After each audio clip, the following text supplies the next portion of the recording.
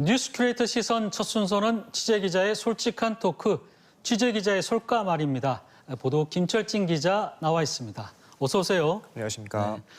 벌써 10월입니다. 10월의 첫 소식은 무엇입니까? 예, 대전의 시내버스 파업, 시민들의 발이 묶인 지 하루 만에 노사가 네. 극적 합의에 성공했습니다. 이번 파업이 벌어진 이유와 파업이 남긴 것들 관련 뉴스로 먼저 알아보겠습니다. 대전 시내버스 단체 협상이 최종 결렬됨에 따라 14년 만에 시내버스 파업이 재연됐습니다.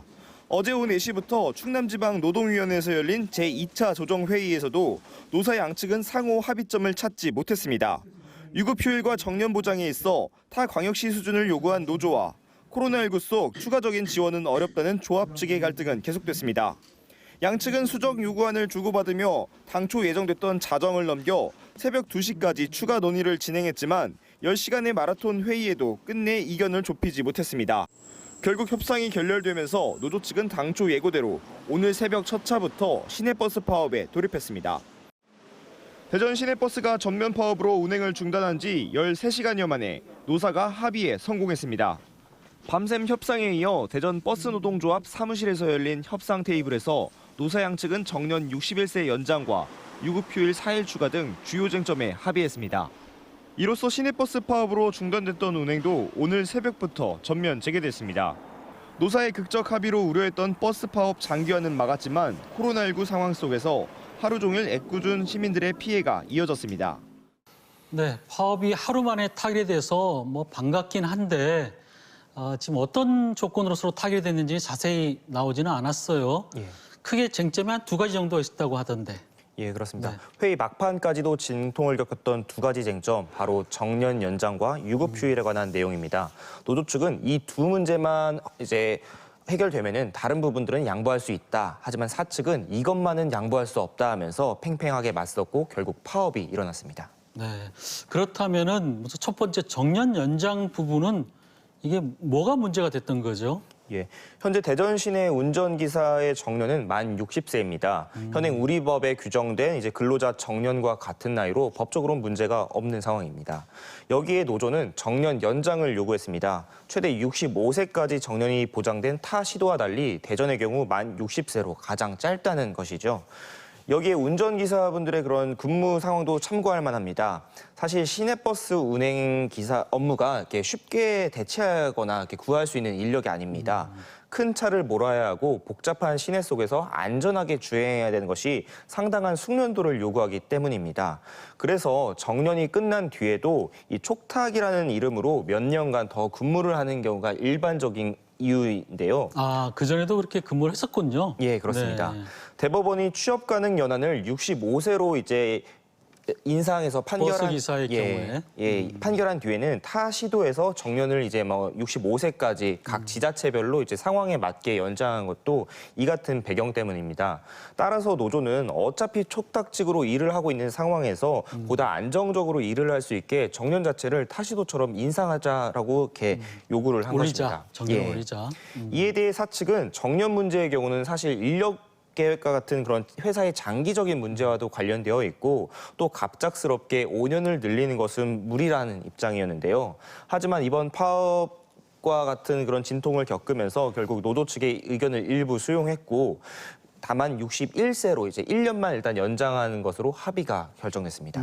일단 1년을 연장했지만 앞으로도 또 매년 또 정년 연장에 대한 요구는 또 나올 가능성이 있겠네요. 그렇습니다. 유급휴일에 관한 문제는 조금 더 민감한 것 같더라고요. 예, 이 부분도 한번 짚어볼까요? 정년 문제는 사실 상대적 비교적으로 쉽게 합의가 된 부분인데요. 이 유급휴일 문제가 첨예했습니다. 노조의 주장은 법정 공휴일을 유급휴일로 인정해 일하지 않는 근로자에게도 임금을 지급해달라는 겁니다. 이게 말이 좀 어렵고 복잡한데요. 네. 이 용어와 내용을 하나씩 설명하면요. 먼저 유급휴일, 말 그대로 급여가 지급되는 쉬는 날입니다. 일을 안 해도 돈을 받는 이 신나는 날이 언제냐? 흔히 쓰는 우리가 연차도 유급휴일의 일부고요. 그렇죠. 근로자의 날도 유급휴일로 지정이 됐습니다. 여기에 1월 1일부터 3.1절, 광복절, 한글날 등 흔히 공휴일이라고 불리는 날들이 있지 네. 않습니까? 원래는 이 공휴일이 그 공무원들에게만 한해서 유급휴일로 인정되던 이 법정 공휴일입니다. 그런데 근로기준법이 개정됨에 따라 이제 사기업에게도 적용되기 시작했는데요. 대부분의 기업에서는 인정받고 있죠. 예, 네. 즉 노조의 말은 다가오는 개천절에 일을 하지 않더라도 임금을 달라라는 건데 이 근로기준법도 바뀌면서 사기업도 인정하고 있는 상황에서 이 노조의 주장이 왜 문제야라고 이렇게 생각하실 수도 있을 텐데요.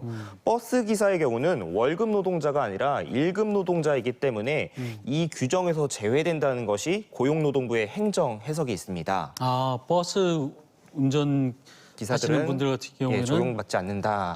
제외된다. 예. 다만 이제 노사가 합의를 통해서 이제 법정 공휴일을 유급휴일로 인정을 할 수 있는데 전국 6대 도시 중 대전만 이 내용이 빠져 있습니다. 네. 이게 버스 기사들의 경우는 배차 일정에 따라서 근무가 배정되기 때문에 안정적인 수입을 보장하기 위해서는 이 법정 공휴일을 유급휴일로 인정하는 것이 필요하다라는 그런 주장 때문에 타 시도에서는 적용을 한 것인데 대전은 그렇지 않아 임금이 불안정하다. 따라서 인정해달라는 게 노조의 주장입니다. 그런데 사측의 입장도 들어봐야겠죠. 사측의 경우는 타 지자체와 직접적인 비교는 어렵다는 네. 겁니다. 유급휴일 수당 대신에 다른 부분을 통해서 이제 임금을 충분히 보존해주고 있다라는 겁니다. 그러면서 밝힌 대전 시내 버스 종사자의 임금이요. 서울, 인천보다는 적지만 대구, 부산보다는 많다는 이미 겁니다. 다른 임금이 더 높다는 거잖아요. 예, 대신은. 그렇습니다. 그러니까 굳이 법정 공휴일을 유급휴일로 지정하지 않아도 이미 다른 부분을 통해서 임금을 충분히 보전받고 있다라는 건데요. 만일 노조의 의견대로 연 15일에 지정된 법정 공휴일을 모두 유급휴일로 인정하게 되면 그러니까 사실 공휴일에도 버스는 운행이 되니까 예, 그렇습니다. 사실 이분들이 이제 공휴일이지만 일을 하는 게 일반적인 상황이잖아요. 그렇죠? 네. 그렇기 때문에 만약에 이걸 다 인정하게 되면 연 100억 가까운 추가적인 비용이 발생한다. 그렇기 때문에 1인당은 혹시 얼마 정도 되는지는 나옵니다. 이제 1인당 이게 뭐 하루에 따라 조금씩 다를 수 있겠는데 이제 10에서 20만 원 뭐 되다 보니까 이것들이 총 2,400여 명이 되는 종사자들을 감안했었을 때 결코 적지 않은 금액이고 100억 정도 된다. 예, 이게 추가적으로 들어갈 수 금액으로. 있다라고 이렇게 말을 하고 있습니다. 이런 배경 속에서 양측이 워낙 팽팽하게 맞섰는데요.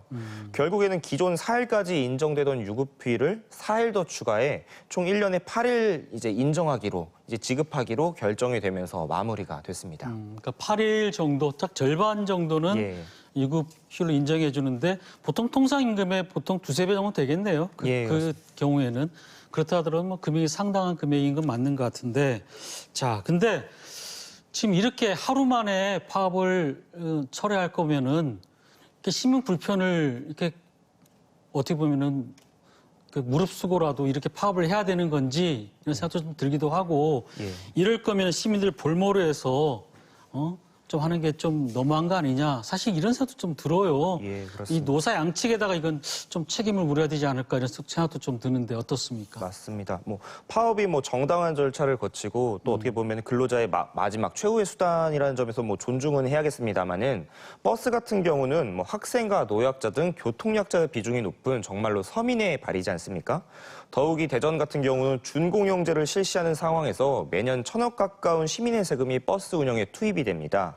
노사 양측이 이런 무게를 알고 파업에 조금 더 무게를 느끼고 협상에 임했다고 한다면 좀 달라지지 않았을까라는 그런 아쉬움이 있고요. 네. 그리고 저도 직접 그 이제 마라톤 회의장 옆에서 대기를 하면서 그 협상 과정을 지켜봤는데 협상이 결렬되던 순간 뭐 이렇게 뭐 서로 삿대질까지 하면서 좀 감정이 격앙된 상태로 마무리가 됐던 것이 바로 하루 만에 이렇게 결과가 합의가 도출되는 걸 보면서 이 도출을 그 전 회의장에서는 할 수는 없었나라는 그런 의문이 남을 수밖에 없었습니다.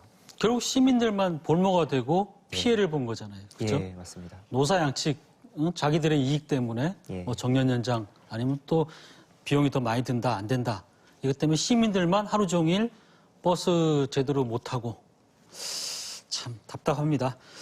14년 만에 어쨌든 뭐 파업이 봉합돼서 좋긴 한데 문제는 이거로 인해서 앞으로 버스 요금이 또 올라갈 가능성이 있지 않을까 시민들 걱정할 수 있을 것 같아요. 어떻게 보십니까? 예, 맞습니다. 이게 시내버스 같은 경우는 뭐 버스 회사 노동자 양측의 문제가 아니라 이제 세금이 들어가는 그런 시민들의 문제이기도 하죠. 지난해 대전시가 버스 업체에 지원한 보전금이 1,100억 원 가량입니다. 여기에 900여 대 시내버스와 2,400여 명의 종사자 등 비용은 그대로인데 점점 그 이용 계획이 감소하다 보니까 이제 들어가는 그런 세금도 점점 늘어나는 추세죠. 물론 노조가 이 대전시가 이동권이라는 복지 차원에서 요금 인상은 검토하지 않고 있다고 분명히 밝혔습니다만은 네. 점차 승객이 감소하는 상황 속에서 이런 늘어나는 비용 문제에선 자유로울 수는 없을 겁니다. 네. 버스 요금 인상 앞으로 좀 지켜봐야 될 부분인 것 같고요. 아무쪼록 이번 파업은 잘 해결이 됐으니까 우리 운전하시는 분들도 좀 더 좋은 조건에서 편안하게 또 운전하면 좋지요. 마찬가지로 우리 시민들도 이런 불편 다시는 겪지 않았으면 좋겠습니다. 네, 김철진 기자 수고했습니다.